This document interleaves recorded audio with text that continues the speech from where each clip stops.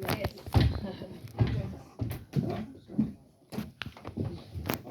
But he also did it there. You want to come as well? Yes, Yeah. let's go together. So This this is not the surprise. best chair. Oh, maybe we can. Yes, yeah. I will also take this. I will take Oh, this. It's this- better. Oh, okay. So welcome everyone. First of all, thank you very much for the films and thank you for being here today to share them with us.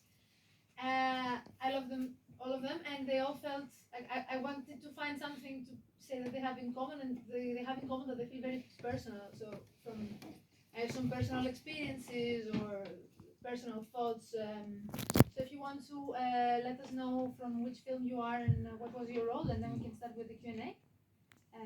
Mart, you want to- I directed the film where they wash their hands in the water. They all know what it was. The cleanest film. The cleanest film, definitely. The most soap used, I imagine. Hi, I'm May and I directed the film Wat we achterlaten, the movie, the road movie. And I played the role of Alice.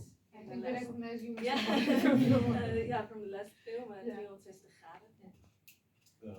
I'm Kevin. I play Jaden in Princess Clara. Thank you very much. So I will start with you, Mart, because we also met at the Halloween event when they screened the film. So we've talked about it already, but I just want to ask, how is the idea? How are you related to this film, of course, and how was it to make it? And are you, if you are satisfied with the result in a way that, you see it so long later, and what do you feel about it? Yeah. So when I first started making it, I thought it'd be really boring. And it's not quite as boring. I think it should have been twice as long for the effects to achieve. But it's about OCD, which I've struggled with personally. So the hands washing and the tune he does is something I used to do. And it takes a lot of time every day. It takes a lot of time out of your day. And it was very frustrating. So this film was very easy for me to get kind of rid of all of it. I look back at it now and I do actually think it should have been twice as long. And I do actually think I would have done some things very different, but I'm still quite happy with it, all things considered. To be fair, I think the first real film that I sent out of school, that I sent to festivals, I guess. So I'm decently happy with it. It's a good film. And I wanted to ask you about the sound. I mean, there's no music, of course, and I don't know if you could fit music or if you thought about it, but I also for the sound design, like it's almost musical after, especially towards the peak, it's very musical, very rhythmical.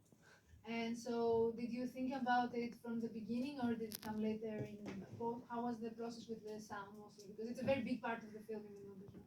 Yeah, no, very obvious for me is that it didn't need sound. And it shouldn't have it.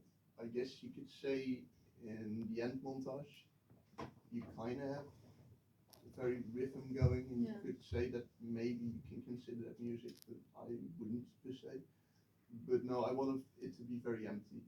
And when I met with the guy who did the sound design for it, I think we both easily agreed that it shouldn't have any music. So yeah, no, but I think the sound is really, I like the minimalism. I like that I did very little with all of it. I think that works far better. Yeah. No, but it's very effective because it's not music, but it's musical in the sense that there's rhythm and there's effectiveness, and it's what's I call musical sound design in the sense. Thank you. I will move on because I want to leave some time for the audience as well. So May, thank you for the film. I will also go ahead and assume that it's also you relate with personally with I think I will also assume that all of us have a similar story with I know I have with friends. So how did the idea start, and how did the process continue? It was an idea inspired by me and my best friends. The characters are almost exactly the same as how we are. Only thing, I'm not moving. So that idea just I made that up, and I really like the story about a close friendship and how that could change if you grow up. So yeah, pretty much. And how did the road movie fit into this? Yeah, I wanted a movie that was not only close to the actresses, but I really wanted it to look visually. Yeah, I just really love feel good films, that whole genre and everything that comes with it. So I thought it's a really nice touch to take some genres, put it together, and just move around the Netherlands and let the people see that this is also a really beautiful country for a road movie and for friends to move around. Yeah, I mean it's easier when there's no hills to shoot the road movie. You don't have it. Sorry. That was a bad dig in the Netherlands. Yeah, no, it was visually very beautiful, and I really like that we can really understand the characters and their relationship in such a short time. So really well done. Thank you for sharing. And for 360, again, it also felt very personal. And how was it for you guys to play this and to connect with each other, even though you have, like, we see your relationship in very short scenes in the movie. So how was that separate and together? Well, it was good. We knew each other before. So Okay, good. we worked for the same company, so it was when I heard that you theater company. So yeah, so it was nice to see each other and like, oh yeah, let's go.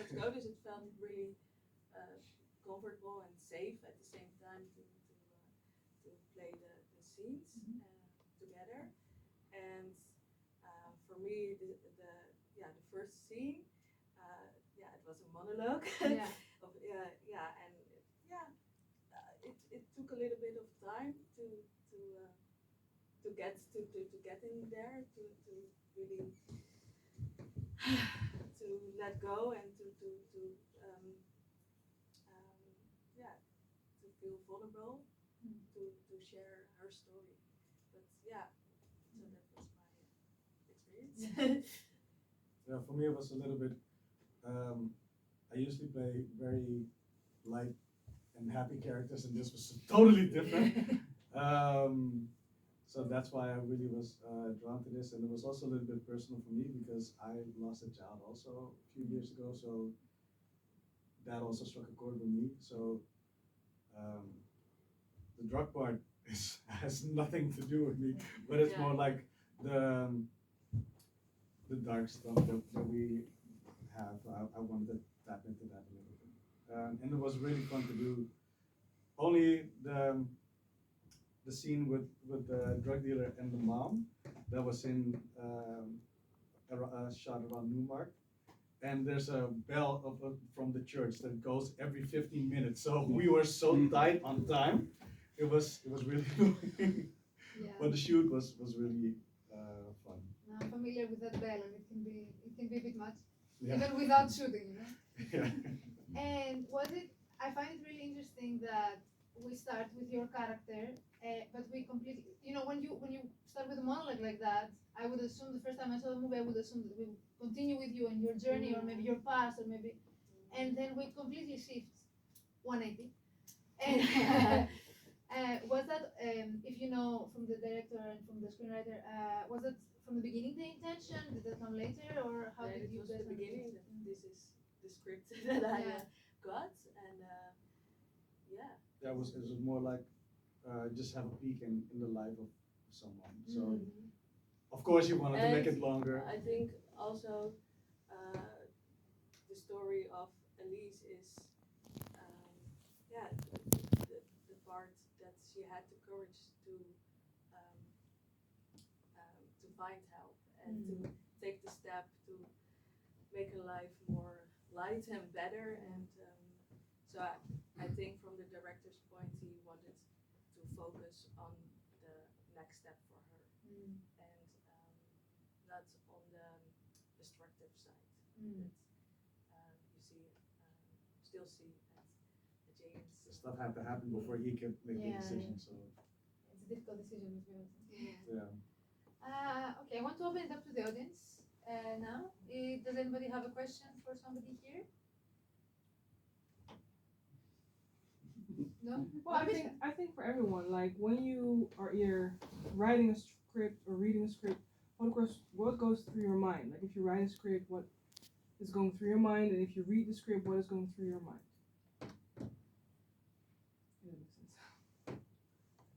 Yeah, that makes sense. No, nothing. Doesn't go all through my mind in general. You just kind of, I usually start out with like a little scene that I have in my head, and I'm like, oh, I want to see that, and then you just kind of block it out, you know. Like, okay, so what comes before? Well, usually I start with like a beginning and an ending that lead to a specific scene, and then I just fill in the blanks.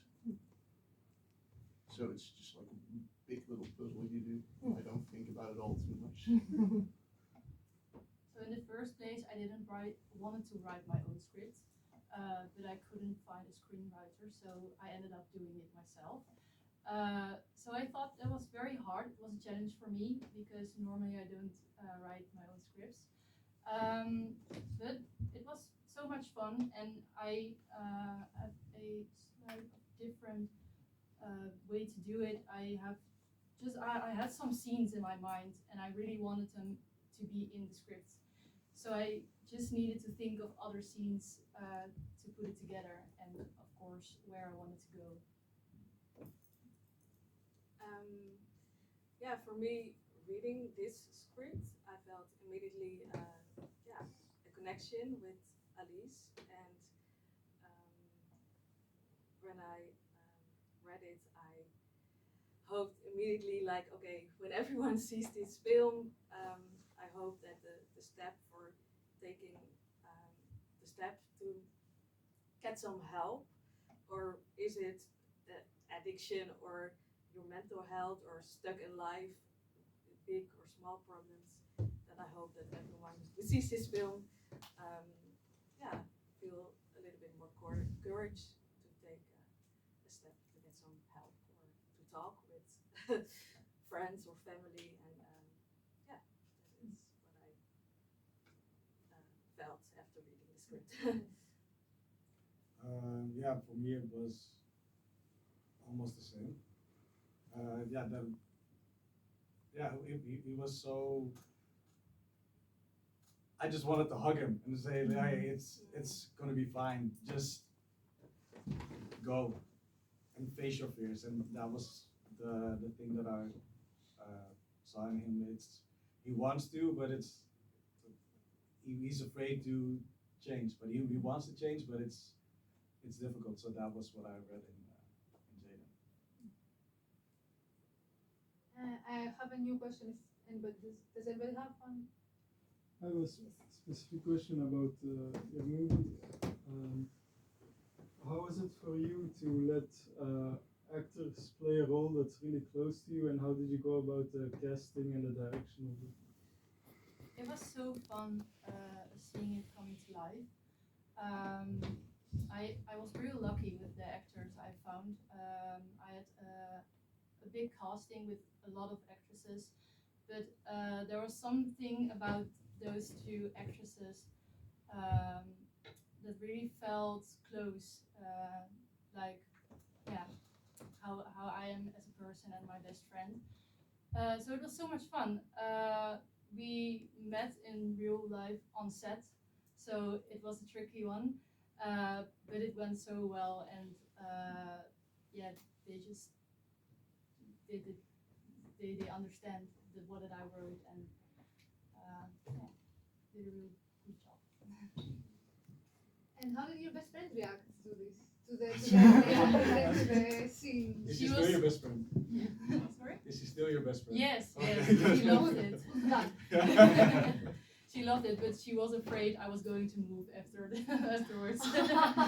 So I almost did though. So that was something I found out about myself after the movie. So a bit, yeah. The idea wasn't just completely random. There was something in myself that's, yeah, it's sad there's a possibility I could move for my future. So it was real fun. Yeah, it's, with friends when you move, it's always a bit harsh. Yes. And Mart, for you, do you have any future plans? Do you want to do another film, maybe so close personal, or do you want to explore maybe something completely different for the next one? I've done two since I made this one. So are they close to this one, or No, did no, you explore no, something no, else? no. They're very different. I think. That's okay, the man. No, they're very, very different. I guess maybe the second one, in some ways, is the same. I guess it's in the same way that there isn't in music, I suppose. But the one I'm making now is nothing like this one. A lot of music then. A lot of music, yeah, like a lot of music, and pretty much only music. Hey, nice. So, I approve. yeah. And no, it was far bigger than what I did with this. It was a far larger crew and everything, and it's just a completely different genre and everything. So I'm excited to see if it's going to be good. I mean, I think it's gonna be good, but Thank you. we'll have to see it. We'll have to see. And what was the biggest difference between working with a smaller crew and in such a personal story and event, and rhythm in such a larger? Not much. It Okay. really isn't. No, it really isn't that different. There's just more people, but at the same time, my job kind of stays the same. I talk to just as there's more people there, but I talk to just as many people for direct communication, for like in terms of directing, as I do in a small crew and a big crew, because an electro is not gonna come my way and ask me specific questions because I can't answer them. So it's just someone extra there, but in terms of what I do differently, really nothing. It's quite the same really every time. It's just longer, more people there, and a bit more stress. Yeah, that's And a lot more money. some more stress. Yeah. They go together. I think we have time for one more question. Yeah, we do. If anybody has one. Yes. Yeah, just a question kind of around 360, but I guess everyone can chime in on it, which is, so Harvey Kardijk, he quite likes to shoot in like dynamic street shots, right? So you have like, there's a scene where just after you have your confrontation, there's a bike that just slams past you. And I feel, was that organic, or he didn't coordinate that, I assume? No, exactly. And at other points, and you say there's the bell that was going off, and you can hear like parakeets as well, which puts you in a very specific part of the city. And I kind of love that, but I was wondering if that is really a kind of a nightmare logistically, to have less control on that kind of thing. From your perspective as actors, from your perspective as filmmakers, do you prefer to give up that kind of control, or to keep it? If it's a lucky accident and it fits, then it's great. But it was also a few times. Yeah, I do remember that a lot of people were walking by Yeah, with a dog or something. or just standing still right when we were doing, and then I was like, can you move? But based in the film, it's just organic. Yeah. There was one funny thing with the scene with the mom when she said, "I'm gonna pray for you," and at that moment the bells rang. So I think that's also in the movie. So that was the right time for the bells to ring, and otherwise we were every time, oh, we need to stop because it was in the. But yeah, this was perfect. If that answers your question. Yeah, a lot of times I think they're happy accidents. You can work around them, but sometimes they just happen, and in a way they make your movie more interesting without having thought about it as well. I'm very different. The fact that I don't like it at all. I don't like it when I'm filming something and a happy accident happens. Very rarely makes me happy. But I like to film in very closed off environments. So the next thing I'm doing might be in bigger streets, and it's probably the thing I dread most is that people around it are gonna react to it. Yeah. So no, I don't like it. Well, thank you very much. Let's take a break before the next and last block. So let's everybody go outside and take a drink and a break and a breath.